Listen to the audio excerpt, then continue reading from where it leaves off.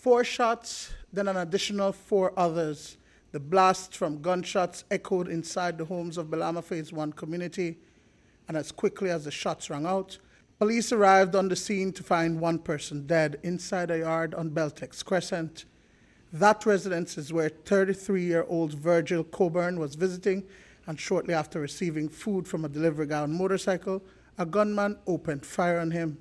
News 5 was first on the scene seconds after police. The matter is will be investigated, so police will be ready to. Sir, was it a murder that happened? Can you tell us whether someone was killed? Somebody was shot. The person is dead, sir? Yeah. He was somewhere in front of his residence when he was also approached by a lone gunman that opened fire on him, fatally injuring him.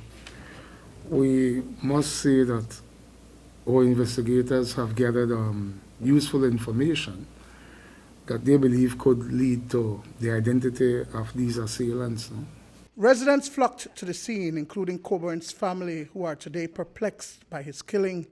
By all accounts, he was well known in the community as the life of the party, a professional man who was not involved in any gang. He was simply at the wrong place at the wrong time. We heard the gunshots, and a few minutes later, a couple of the young men from Belama came near to where I live, and that's when we heard the news that it was Virgil. Really and truly shocking, because Virgin is not really engaged in that kind of lifestyle. For all the young men growing up in Belama know that essentially Virgil is the life of the party. He will kind of dominate the conversation when there are conversations, will crack the jokes and so. So it was really and truly shocking to hear about that when it happened. A very cool person, friendly. I think from phase 1 to phase 2, maybe to phase 3, Virgil is well known because he's friendly to everybody. He is the type of person, if you get to meet him and become his friend, it would appear as if though you were friends all your life.